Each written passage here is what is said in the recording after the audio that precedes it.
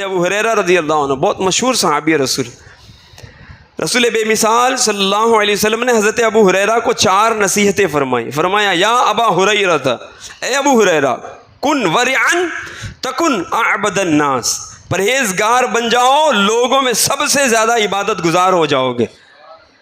سب سے بڑا لوگوں میں عبادت گزار وہ کون؟ جو پرہیزگار ہو. آج کل لوگوں نے پرہیزگار اس کو سمجھ رکھا ہے جو تہجد پڑھتا ہو، وہ پرہیزگار ہے.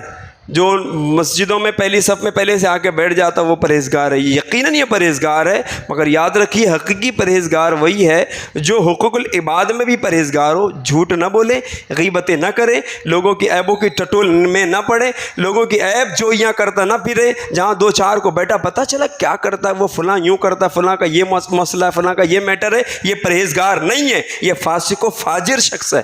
جس کو آپ نے پرہیزگار سمجھا ہوا ہے نا، جس کی صحبت میں آپ بیٹھ رہے ہو، یہ خود بھی جہنمی ہوا چاہ رہا ہے اور معاذ اللہ لوگوں کو بھی اپنے ساتھ لیے جا رہا ہے. یہ پرہیزگار آدمی نہیں ہے. پرہیزگار وہ جو غیبتیں نہ کرے، پرہیزگار وہ جو لوگوں کے عیب ڈھکے. مومن عیب ڈھکنے والا ہوتا ہے، عیب کھولنے والا نہیں ہوتا. وہ کیسا وہ شخص ہے اپنے آپ کو معاذ اللہ مومن کہتا ہے، لوگوں کے عیبوں کی ٹٹول میں ہوتا ہے. اس کی پول کھولی، اس کی پول کھولی، اور بولے نہیں میں دراصل حقیقت خیر چاہتا ہوں، میں تو بھلائی چاہتا ہوں، میں تو سمجھانا چاہتا ہوں، میں تو چاہتا ہوں یہ خیر ہو جاوے اور یوں لوگ یوں ہو جاوے تو تو ہو جاوے. یہ چونکہ چنانچہ کرنے والا بس ایک کرائٹیریا میں دے رہا ہوں اس کو سمجھنے کا. یہ اگر آ کر کسی کے سامنے کسی کا عیب بیان کرے نا، سمجھ جائیے گا یہ شخص شر چاہتا ہے، یہ خیر نہیں چاہتا. اگر یہ خیر چاہتا ہے ڈائریکٹ کرے نا کسی کی اصلاح، جس کی یہ برائی کر رہا ہے.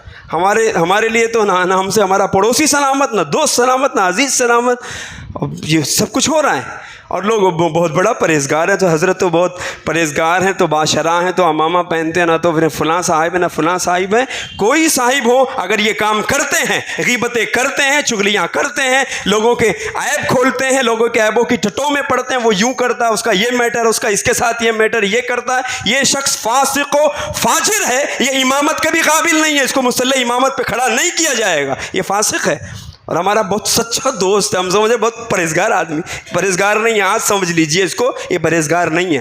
پرہیزگار وہ جو آ کر بیٹھے نا یار، پرہیزگار کی تو پہچان ہی ہے، اسے دیکھو تو تمہیں اللہ یاد آ جائے.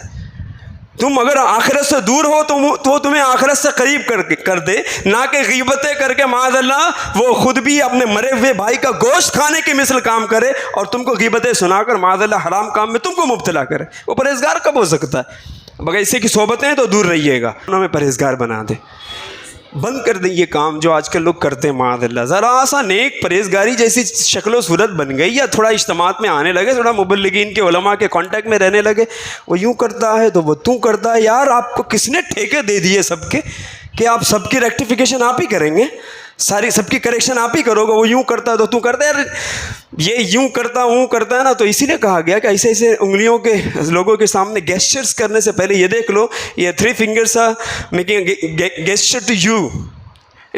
یہ بتا رہی ہیں کہ اپنی طرف دیکھ لو جناب، یہ 3 انگلیاں تو تمہاری طرف اشارہ کریں. وہ ادھر بتا رہا نا تو 3 تمہارے اندر ہیں. وہ ایسا کرتا ہے تو تم کیا کرتے ہو؟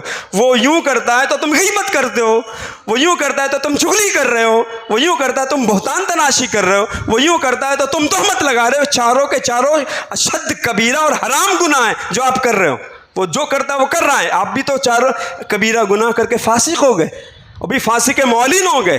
اور فاسق مولین اعلانیہ فسق کر رہے ہو یار. نہ قابل امامت ہو، نہ قابل شہادت ہو، کسی حوالے سے آپ تو قابل ہی نہ رہے.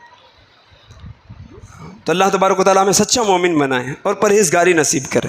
آج فی زمانہ پرہیزگار نا، سچا پرہیزگار بند کر لیں مسلمانوں کے عیب سننے اور دیکھنے سے. کان آنکھ بند کر کے نا اپنے کام میں بزی رہیں. بہت سارے کام کرنے کے ہیں نا، وہ کریں. کوئی مجلس ہونا تو اچھی بات کرے، نصیحت والی گفتگو، اور جیسے ہی شروع ہونا کہ وہ کچھ پتہ چلا اس کا مسئلہ، فوراً بھائی میں رخصت چاہتا ہوں، السلام علیکم ورحمۃ اللہ، اور ساتھ میں یہ پڑھ لیجئے گا بسم اللہ الرحمن الرحیم وصلی اللہ علی محمد. کیوں بتا رہا ہوں میں؟ اس کا فائدہ یہ ہوگا آپ کی غیبت کرنے سے نا یہ بچے رہیں گے.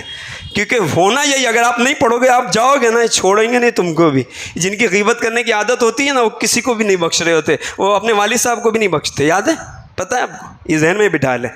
کوئی کسی کا یہ جو غیبت چغلیاں اور عیبوں کی ٹٹول میں پڑنے والے لوگ ہوتے ہیں کسی کو نہیں بخشتے. آج آپ کی جم رہی ہے نا جناب والا, یہ جما کر یہ آپ کے سیکریٹس لے رہا ہے, کل جیسے ہی بگڑے گی تو سارا پول مارکیٹ میں آ جائے گا, پورا ڈسپلے ہو جائے گا, سب سوشل میڈیا پر آ جائے گا ان معنوں کا. اس لیے ایسے بری صحبتوں سے اپنے آپ کو نکال لیں, یہ اچھے لوگ نہیں ہیں. اچھے لوگوں کی صحبت اختیار کریں, واقعی جو اچھے ہوں, اور اچھا وہی ہے جو پرہیزگار ہے. حضرت ابو ہریرہ سے کیا فرمایا سرکار صلی اللہ علیہ وسلم نے, یا ابو ہریرہ کن ورعن تکن اعبد الناس, پرہیزگار بن جاؤ, لوگوں میں سب سے زیادہ عبادت گزار ہو جاؤ گے. واحب للناس ما تحب لنفسک تکن مؤمنا, فرمایا لوگوں کے لیے وہی پسند کرو جو اپنے لیے پسند کرتے ہو, تم مومن کامل بن جاؤ گے. پھر ارشاد ہوا وَأَحْسِن مُجَاوَرَةَ مَنْ جَاوَرَكَ تَكُنْ مُسْلِمًا, اور اپنے پڑوسی کے ساتھ نیک سلوک کرو, مسلمان ہو جاؤ گے. غور کریں سرکار نے مسلمان ہونے کی کیا تعریف بیان کی, اپنے پڑوسی کے ساتھ نیک سلوک کرو, مسلمان ہو جاؤ گے. پھر فرمایا وَأَقِلِ ضَحِكَ, اور اے ابو ہریرہ ہنسنا کم کر دو.